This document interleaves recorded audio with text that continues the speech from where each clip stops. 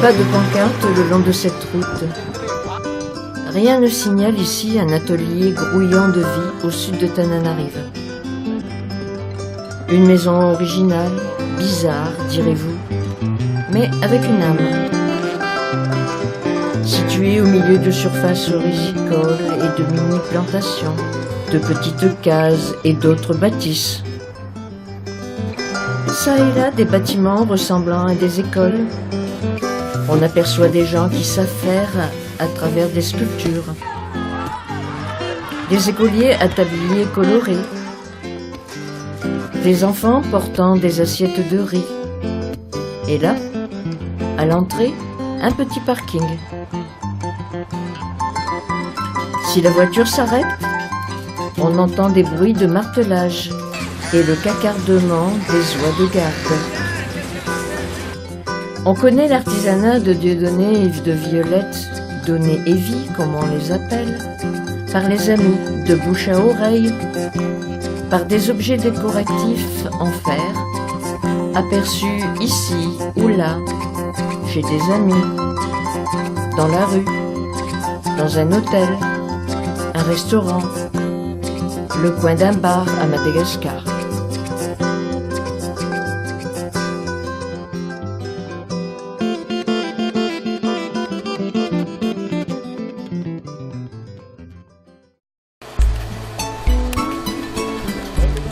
À l'extérieur, des guirlandes de lanternes, d'étonnants et imposants baobabs de métal où sont suspendus des abat-jours.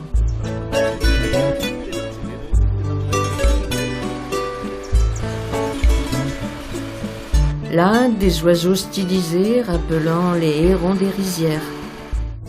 Des boîtes vide-poche, des porte-parapluies, des phares, d'énormes cache-pots. Tout cela amène à un showroom de plusieurs pièces où des touristes et des malgaches viennent acheter et parfois visiter.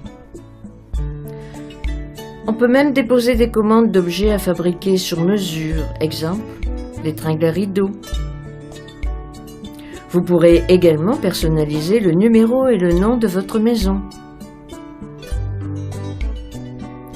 À l'intérieur du showroom sont exposés de nombreux articles de décoration en fer noirci ou encore embellis de motifs colorés. Il y en a là pour tous les goûts. Des miroirs aux formes variées, des couvres serpentins pour éloigner les moustiques, des bougeoirs, des petits baobabs dont les branches servent à suspendre vos clés, vos colliers, ou encore des corbeilles à papier, des poubelles avec ou sans couvercle. Bref, multitude d'idées sont là pour décorer de manière design à votre goût, intérieur comme extérieur.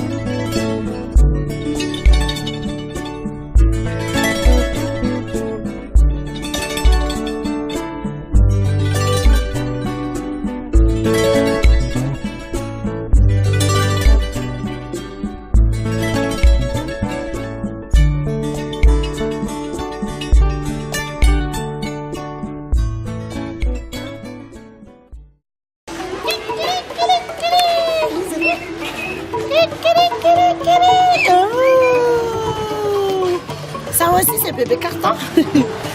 Donné et Violette forment un couple tranquille, modeste, actif au milieu de leur atelier et des familles d'ouvriers. Ils prennent parfois le temps de raconter leur histoire, l'histoire de leur rencontre. Moi, j'étais prof de PS. Et elle, c'est une athlète de haut niveau. Elle est déjà vice-championne d'Afrique en 800 mètres quand elle était junior. On s'était rencontrés et puis je lui avais dit Violette, je n'ai rien. J'ai rien, mais j'ai quelque chose là. seulement dans la tête. Et puis, ben, elle m'a répondu, c'est pas la richesse que je veux, mais c'est toi. Bon, ben, on a fondé notre famille. L'histoire de leur atelier, comment ils ont commencé? Avec rien en 1996, en retroussant leurs manches sur leurs bras et en travaillant. Mais autre chose les attirait que d'être prof de sport. Cette pierre ronde, là, on s'y installera. Moi, j'aime pas l'argent. Tous mes salaires, ils exploitent pour faire autre chose. Mais nous, on a commencé vraiment à zéro. Et j'avais dit à mes parents, papa et maman, moi je ne veux pas d'héritage, mais je veux la pierre ronde. La pierre ronde, c'était des pierres de nos ancêtres pour battre le riz. Et en malgache, pierre ronde veut dire zéro, tu n'as rien, t'es foutu. Et nous, on a préféré démarrer à zéro, vraiment démarrer à zéro. Même après le mariage, on n'avait pas de lit, on n'avait vraiment rien, quoi. À l'origine, ils n'employaient que des hommes pour travailler le fer. Ils se sont rendus compte que les épouses de ces hommes pouvaient, elles aussi, accomplir d'autres tâches dans la fabrication et qu'il était mieux de procurer du travail au couple s'ils le voulaient. Cela entraînait moins de déplacements, moins de contraintes de vie pour l'ouvrier. Et nous, on sent que la vie, c'est dur. Donc on pose la question, comment vont les gens qui sont handicapés ou des gens qui sont illettrés ou des gens qui, dans notre monde, qui n'a pas de ticket, qui n'a pas d'accès à l'école, c'est ceux qui vont ils vivent très très mal. Alors, moi, des données, on décide que si on va accueillir et former des gens, on dit on va accueillir les gens qui sont vraiment, qui n'ont pas de la chance. On ne peut pas dire la chance, que tout le monde a la chance, mais qui n'ont pas vraiment des moyens d'aller à d'autres endroits. Alors, la chance de trouver du travail. Alors, on dit, bon, on a commencé à travailler avec des jeunes choux dans une petite association. Et après, on élarge petit à petit. Et avant, on travaille avec que des hommes. Et première année, deuxième année. Et un jour, je pose la question, pourquoi les femmes quand j'étais à La Réunion, je vis une femme, elle conduit la bus. J'ai dit, donné, pourquoi pas? Et on a dit, on accepte que les femmes peuvent venir petit à petit. Et ça, c'est l'histoire de notre atelier.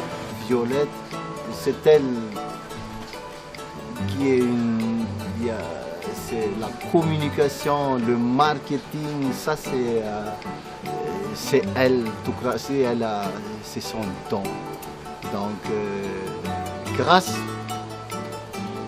aux efforts de Violette pour la commercialisation de ses produits, la gestion de tous ses personnels, si on peut dire, c'est elle mon sponsoring. Moi, je suis le concepteur, le créateur des objets, et puis à nous deux, l'éducation, l'école et la nutrition. Il faut vraiment connaître la culture d'un pays. Je suis malgache et je pense que je connais vraiment le modèle culturel malgache. Et c'est pas vraiment aussi évident de discuter, de démarrer quelque chose. Il faut du temps. faut du temps, il faut vraiment du courage. Donc tout ce qu'on fait ici, c'est on se nourrit du symbolisme. Dans la sculpture de ce village, on a commencé à faire des villages. Et tout ce que vous voyez en plan ici, c'est un peu les allées, c'est un peu, il y a beaucoup de courbes. Et ces courbes représentent la culture malgache. Nous, on ne vient pas directement, on n'est pas cartésien, on ne vient pas directement, on a peur de blesser quelqu'un, mais on contourne un peu, ça peut frôler l'hypocrisie, mais c'est la, comment dirais-je, c'est le côté vraiment malgache. On est saturé parce que là, il y a 300 enfants à l'école, classe de 4e. Après, ça va continuer, ça va être saturé. Mais c'est une proposition de modèle où on peut copier ailleurs. Et notre vœu, à moi et à Violette, c'est qu'on puisse partir un peu plus loin dans les campagnes et œuvrer vraiment loin, où les gens ont vraiment besoin d'un certain modèle dans l'éducation, la nutrition. Et en plus, c'est un modèle, c'est un développement qu'on ne peut pas finir en une vie. Et on aimerait vivre vraiment longtemps. Mais c'est un modèle qu'on ne peut pas finir en une vie. Doné et Violette emploient aujourd'hui des personnes qui se seraient retrouvées dans les rues de la capitale Tananarive à mendier. Par le sérieux de leur travail, ces familles peuvent vivre dignement grâce à tout un contexte que Doné a mis en place en périphérie de l'atelier du fer. Suivons maintenant Violette dans son atelier. Au départ, ici, tout est récupéré, les ferrailles comme vous le voyez, de tout. Des vieux tonneaux, des pièces de voiture, des tôles, des boîtes métalliques, des pots de peinture, des chaudrons, etc. Et ici, on entasse tout. Même les vieux cartons, les chutes de copeaux de menuiserie, on récupère. Et on s'en sert pour faire le feu à l'étape de la cuisson. Nos propres outils, on ne les jette pas, on les recycle. Voici les étapes, par exemple, de la fabrication d'un abat-jour. Alors, par exemple, ça c'est toute l'huile. Ce couvert est de toute l'huile et c'est de recycler. Première étape, on va découper dans un couvercle de tonneau un modèle de morceau d'abat-jour.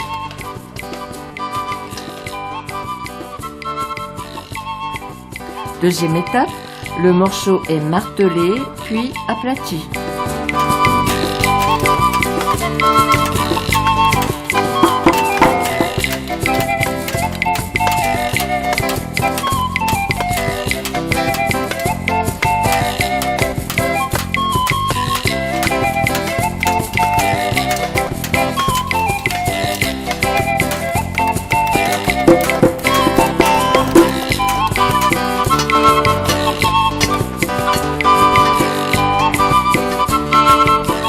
Troisième étape, on va assembler les morceaux de l'abat-jour. Là, c'est les plats qu'on a aplatis tout à l'heure. Après, on fait tracer les petits motifs qu'on voulait ajurer. Et elle va ajurer. Et pour l'assemblage, on assemble les pièces par pièce. Et ça devient comme ça. Et ça, c'est un plafond. Par exemple, ça, on appelait les plafonnés parapluies. Donc, après, c'est l'étape de travail. C'est un peu comme ça. Il faut faire le dessin qu'on voulait faire.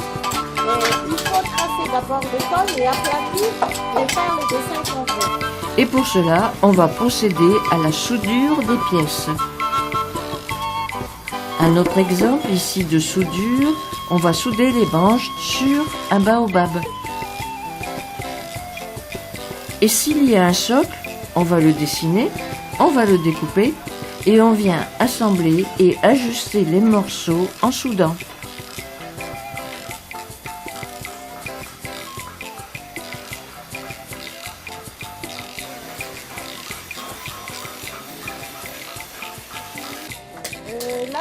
vous avez vu maintenant, c'est on est en train de faire un petit oiseau, comme ça.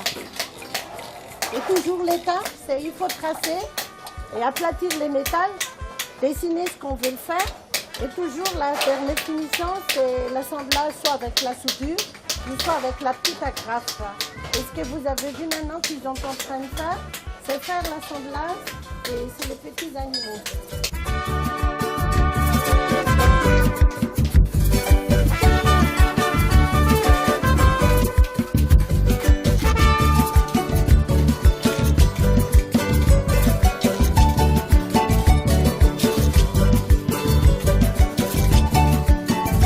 Cinquième étape, une fois toutes les pièces assemblées, on va cuire toute la pièce. C'est alors la cuisson des ferrailles. On brûle le métal et toujours les systèmes de recycler, il y a des sociétés qui nous donnent des cartons et aussi des morceaux de bois au lieu d'utiliser les vrais bois et aussi des morceaux de tissu en coton. Donc on essaye d'utiliser le plus possible aussi que tout ce qui est, par exemple, les cartons, on peut brûler parce que c'est carton, mais on n'utilise pas, par exemple, des plastiques, on ne brûle pas le plastique ou des choses nylon. Donc voilà. Le bois, par exemple, le bois que vous avez vu, on brûle, on recycle dans un menuiserie et voilà. Parce que le bio aussi, on n'utilise pas des gros bois ou comme ça.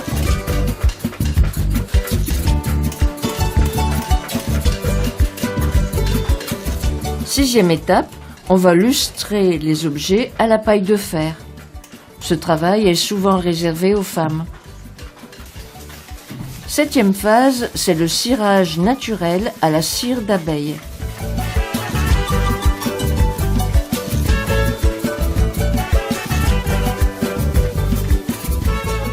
Dernière étape, la finition. Après, on peut décorer soit avec des motifs de couleurs ou encore en gris argenté.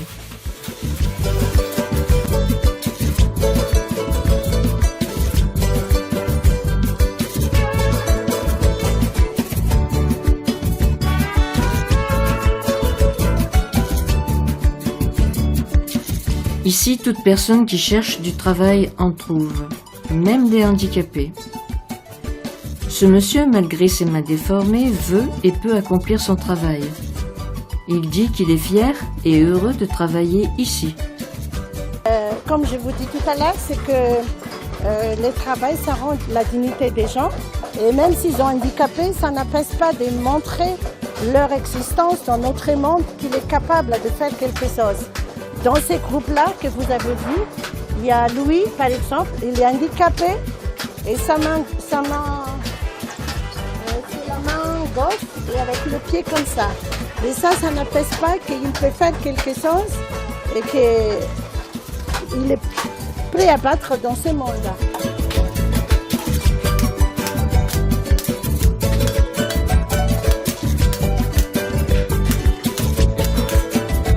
Ce couple ne nous entend pas, ils sont sourds-muets et leur bébé les accompagne. On arrive à se faire comprendre, ce n'est pas un problème.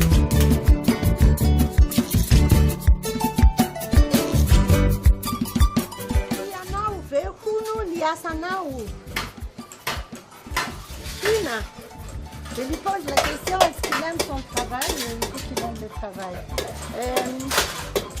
C'est ma femme, c'est Yana. Oui, vous l'amiez. Il est fier de son existence parce qu'il est comme tout le monde, il est capable de travailler et il peut tenir de faire des familles.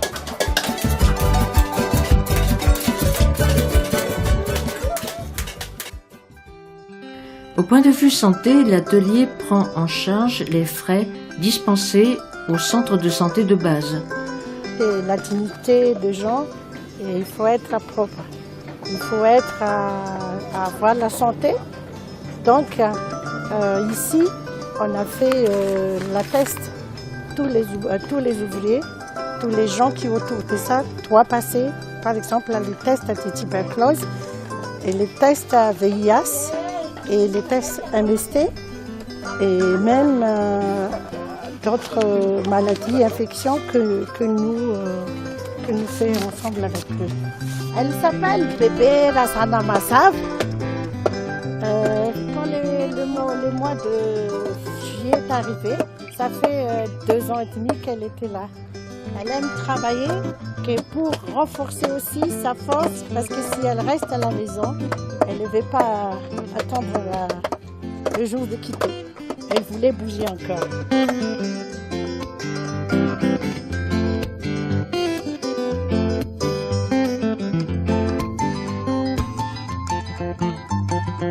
Pourquoi les familles amènent ici leurs bébés et qu'ils sont dans des berceaux en carton? Le but est de faciliter le travail des femmes. Les enfants au travail avec les parents sont bien gardés. Ils ne traînent pas dans les rues, sans surveillance, ou ne restent pas seuls chez eux. Le travail ici se fait en famille. Plus tard, les enfants seront pris en charge pour leur scolarité pardonnée. Voilà le suivi des enfants qui sont passés du berceau en carton à la garderie. Certains sont en maternelle. Étant donné qu'ils restent sur place pendant les pauses de leurs parents, sous cette petite paillote, on sert aux enfants un goûter-repas. C'est une mini-cantine joyeuse où on mange bien, du riz accompagné des légumes du jardin de Donné.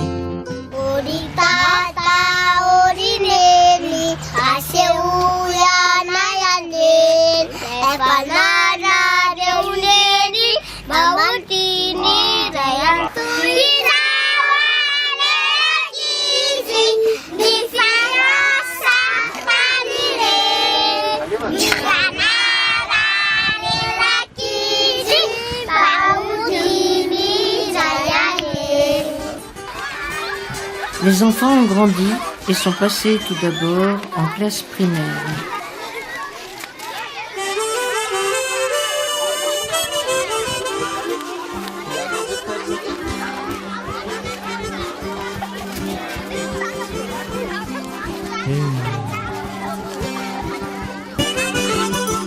On assiste ici à l'entrée en classe.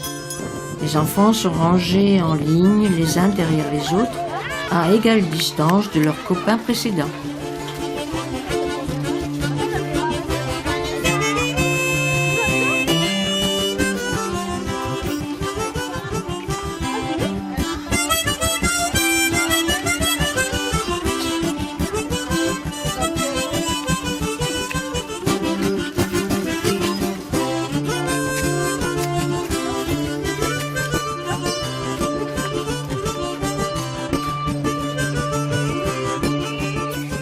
On a commencé l'école en 2005, donc c'est l'école des enfants des ouvriers.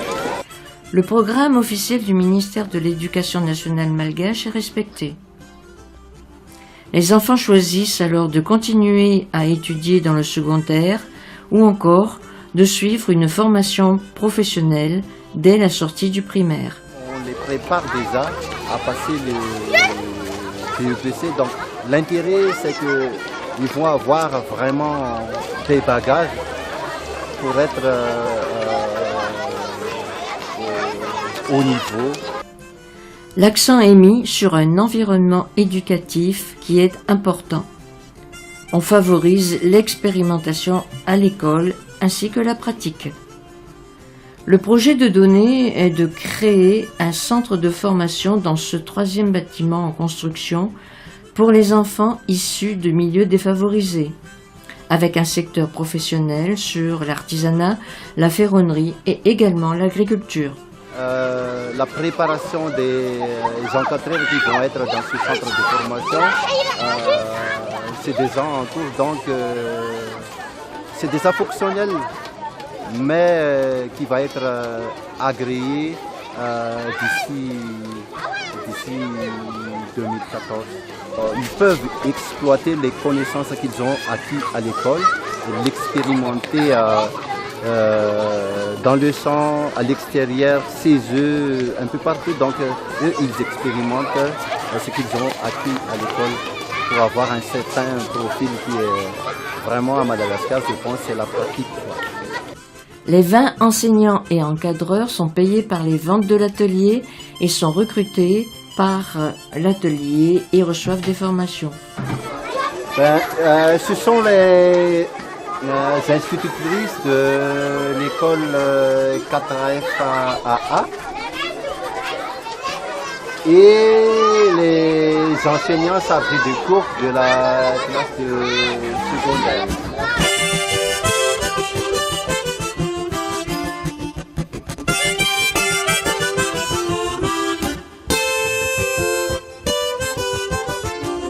Comme dans toute école, on pratique des activités sportives. On est ici sur un terrain en face de l'atelier et de l'école. On a choisi le foot comme discipline éducative et oui, comme le rugby. Pour nous, là, on a choisi le foot comme discipline éducative et comme petite école de la vie. Donc, enfants, filles et garçons, on est à peu près 200 enfants. Ces petites filles sont vraiment des futures championnes très douées. Admirez leur technique. Il y a toutes les catégories, des benjamins, des minimes, des cadets, de 6 à 16 ans, et ces filles-là ont été championnes de la Ligue de Tana.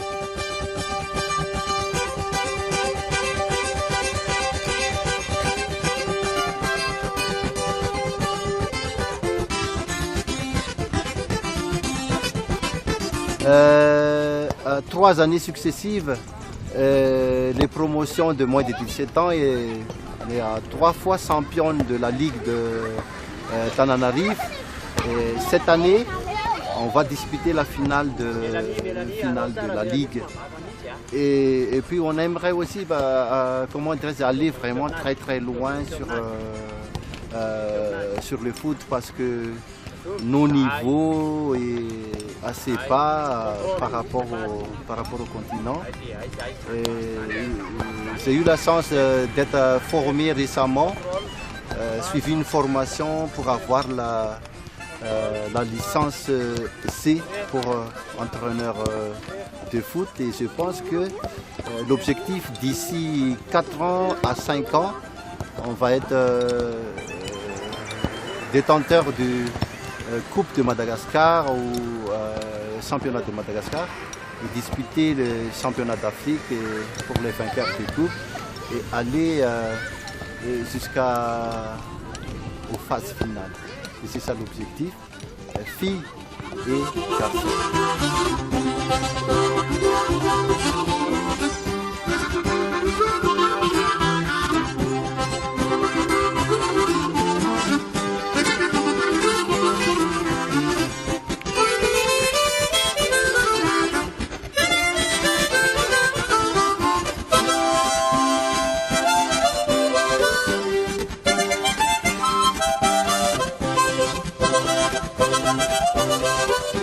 Pour que ces filles puissent pratiquer du sport, il leur faut une bonne alimentation. Or, Doné a constaté que on importe beaucoup trop de produits de conservation et de semences ici à Madagascar. Il a constaté aussi que les Malgaches n'ont pas une alimentation suffisamment variée. Tous les repas, matin, midi, soir, sont constitués de féculents et ne donnent pas assez de force physique.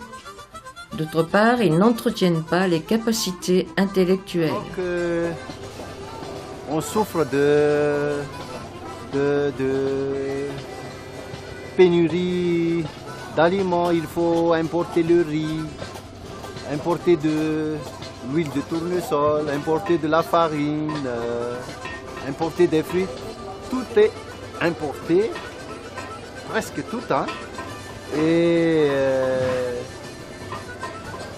la plupart ce sont des produits, je dirais, produits chimiques à partir des conservateurs et tout ça.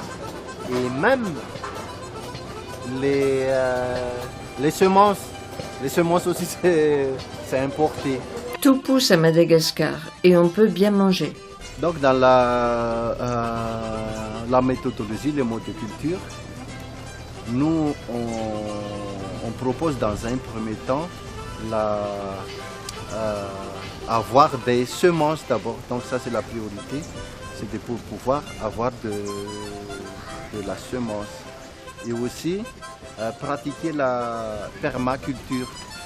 Donc la permaculture c'est une technique japonaise où c'est le sol qui choisit les plantes qu'ils aiment. Donc on sème un peu de tout. On sème un peu de tout et par observation, on regarde qu'est-ce qui va le mieux sur les terrains. Et on propose aussi différentes variétés de légumes.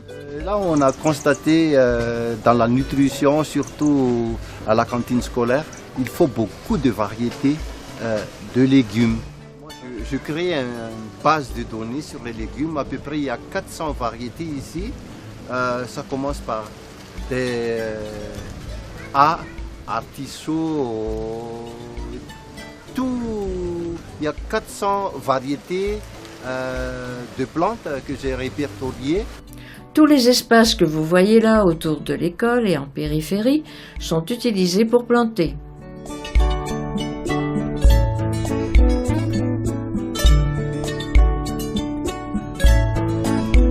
Nous allons en voir quelques-uns en détail. Voici du céleri. On coupe quelques bouts des feuilles que l'on ajoute au riz à la cantine. De plus, le céleri est une plante médicinale qui entraîne la vasodilatation des vaisseaux sanguins du cerveau. Le cerveau pourra donc bien fonctionner chez l'écolier. Voici de la rhubarbe, peu connue. Eh bien, ça pousse très bien. Tout peut pousser à Madagascar. Et une des produits qu'on n'a vraiment pas l'habitude de voir. Beaucoup de monde, presque, je dirais à 98%, on ne connaît pas cette plante, c'est la rhubarbe. Donc on me demande qu'est-ce que c'est que ça, mais c'est la rhubarbe. Au début, on avait peur de manger parce que il paraît que les feuilles sont toxiques. Il y a des toxines sur les feuilles et on a vraiment peur de manger. Et avec quelqu'un étranger qui est venu chez nous, on lui a demandé de préparer un compote de rhubarbe. Donc il a préparé un compote de rhubarbe et c'était vraiment bon. On a fait goûter à toutes les institutrices à l'école. Donc là aussi c'était une des produits qu'on va exploiter à Madagascar. Du tournesol. On pourra manger les graines riches en huile, donc en acides gras indispensables à la croissance et au fonctionnement des cellules nerveuses. En 2 mois, on a une récolte et on peut faire 2 à 3 productions par an. Les feuilles servent au lombricompost. Tout le monde connaît l'igname, plante dont la racine est riche en protéines. Elle peut remplacer viande et poissons. Il existe 2 façons de cultiver l'igname. Ici, vous voyez la partie aérienne qui permet de récolter les graines pour la culture sous ombrage. Donc, on continue de faire des recherches sur la plantation de l'igname. L'igname, c'est on mange les tubercules. Les tubercules, c'est vraiment grand. Les tubercules, ça peut devenir comme ça. Les tubercules. Et il y a une technique que j'ai vue, c'est de les faire pousser dans du monticule, dans de la monticule. Toutes les monticules, les parcelles est ombragées par la petite forêt.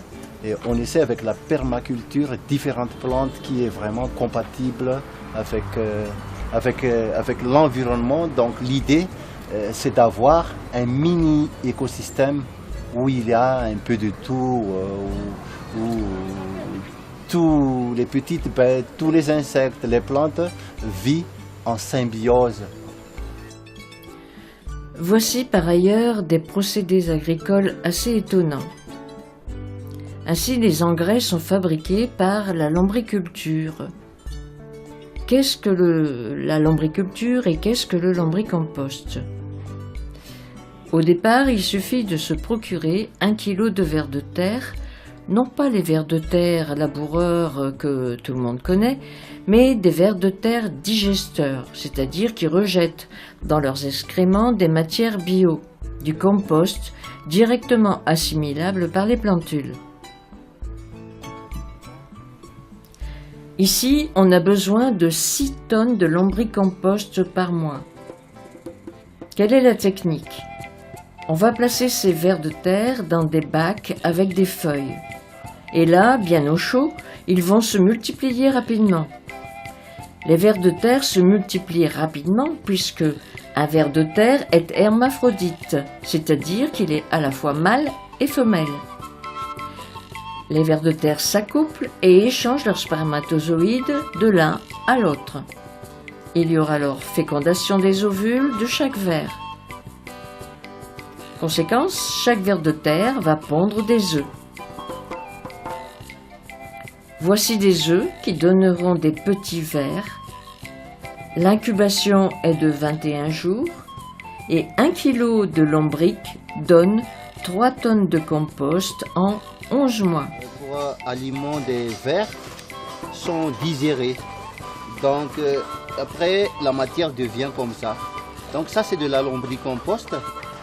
Et ce lombricompost, il y a encore des œufs de vers. Donc les vers adultes ils pondent. Donc voilà, il y a des œufs. Donc ça il faut 21 jours, c'est le temps d'incubation. Il faut compter 21 jours. Puis après 21 jours, on garde ce lombricompost dans un autre bac pour que les œufs soient éclos. Et là, je retourne les œufs. Et puis, là, ce sont des vers qui sont déjà des petits vers. Voilà, à âge quelques 2 semaines. Ça, je venais d'être éclos, c'est petit. Hein? Voilà, je ne sais pas si vous pouvez voir. Là, les petits. Donc, c'est à âge à peu près 4 jours. Et après, une fois éclos,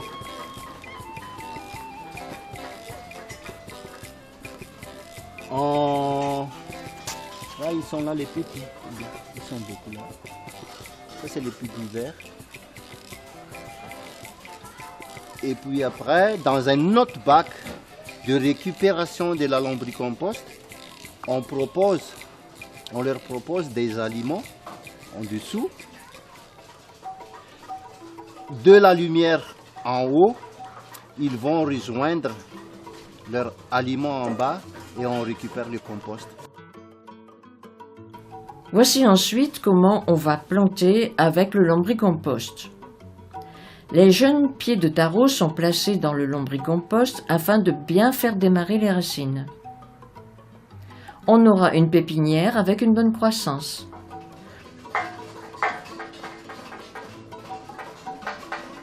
Donc toutes les plantes, là déjà il y a des fraises. Là c'est, comment on appelle ça, cumin.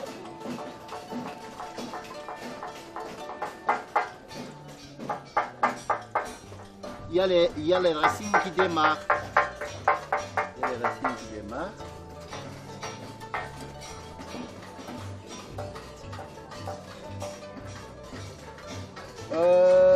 Pour les fraises par exemple, voilà les petites racines qui démarrent. Donc l'utilisation de la lombricompost dans un premier temps, c'est pour la pépinière, pour les bouturages. Ici, on fabrique aussi des pesticides. Pour cela, il suffit de faire macérer certaines plantes malgaches, déchiquetées dans de l'eau, et au bout de quelques jours, cela donne un produit qui est répulsif pour les pucerons et les insectes. Avec ce liquide, on asperge les plantes pour faire fuir les bêtes. Et après, c'est aussi un fertilisant liquide pour les plantes. Passons à l'arrosage. Pour arroser, on utilise un système de goutte à goutte. L'eau est pompée dans le fleuve Iquioupe à côté et le bassin qui est là juste derrière, donné, sert de réservoir. On n'arrose bien sûr que pendant la saison sèche. Et on a découvert autre chose plus merveilleux, je dirais merveilleux, parce que c'est des pompes solaires. Donc à partir d'un panneau solaire de 15 watts, un mini pompe qui est fourni avec le panneau solaire, on peut arroser goutte à goutte. Et ça va être aussi le pôle de développement qu'on engage. Ici, non loin de l'atelier, ce sont des terrains abandonnés et devenus stériles, où il y avait, comme à côté, des fours à briques. La lisière devient un grand trou où on ne peut plus exploiter après. Donc ici, nous, on essaie de valoriser ces terrains. Donc la valorisation de ces terrains, c'est la proposition d'aménagement de la terre, du terrain où on a prélevé des briques,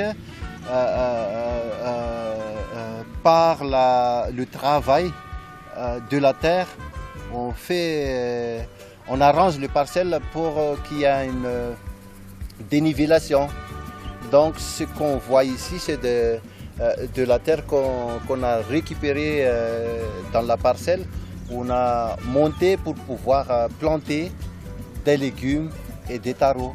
C'est la première fois qu'on a planté ça, et grâce à la lombricompost, il y a les tarots, on a des braides, on a des haricots, et ça c'est la première fois.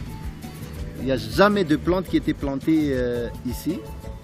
Et puis déjà on a le résultat. À l'intérieur, c'est ça qu'on peut planter le riz et faire de la rizipisciculture. Et puis pour un bassin de rétention d'eau pour avoir de l'eau dans les nappes phréatiques pour l'arrosage goutte à goutte. Donc ça c'est une proposition de valorisation des terrains. Donc tous les terrains vraiment on peut exploiter parce que à chaque niveau il y a des plantes qu'on peut planter. Il y en a qui aiment l'humidité, il y en a qui aiment un peu la sécheresse. Donc c'est ça la proposition. Derrière moi, il y a des maisons. Ces maisons, ce sont des maisons des ouvriers qui n'avaient pas de maison. Donc on a acheté un terrain de 12 acres. Donc il y a une douzaine de familles qui sont logées là et ils sont propriétaires. Et l'objectif aussi, c'est que tout le monde à l'atelier puisse avoir un toit à eux. Donc on a acheté un autre terrain de 30 acres. Donc là, on peut caser 30 familles. Déjà, il y a 12 familles. Donc d'ici 2014, il va y avoir à peu près 40 familles qui vont être casées. Violette, Vie, comme on l'appelle, fait respecter la propreté du lieu. Des toilettes en forme de baobab sont installées pour tous, enfants et ouvriers, et sont maintenues propres. Un urinoir pour les petits garçons a aussi été construit. Comme cela est inscrit sur la pancarte, il est demandé de tenir ces endroits propres. Les enfants comme les adultes respectent une certaine autodiscipline. Côté hygiène, on éduque les ouvriers ici parce qu'avant, entre guillemets, ils savent peu concernant l'hygiène et la propreté. Mais ici, on les apprend petit à petit pour leur bien. À chaque samedi, ici, nous avons fait des grands ménages sur les parties des lieux où les gens travaillent.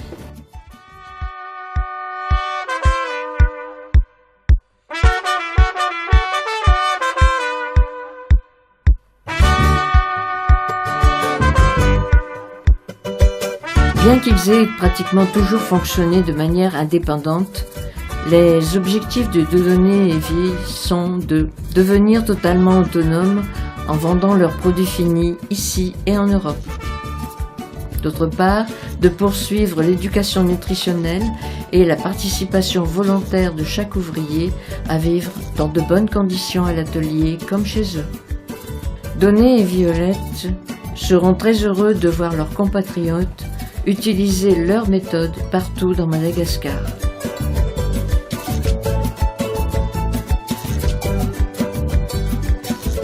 Transmettre notre amour pour les enfants, du bébé carton à l'enfant, à l'adolescent et à l'homme.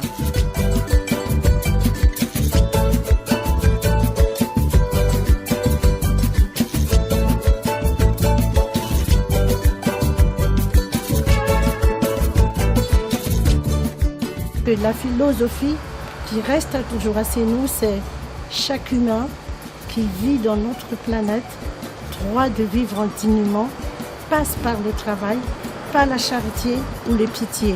Et n'importe un handicap ou des sourds-muets ou des aveugles ou des gens qui habitent, qui n'ont pas de bras, qui n'ont pas de pieds, ou des anciens prisonniers ou des alcooliques, ou même des gens qui sont vraiment intelligents, tout ça, ça ne nous empêche pas d'égarder la dignité, passer par le travail.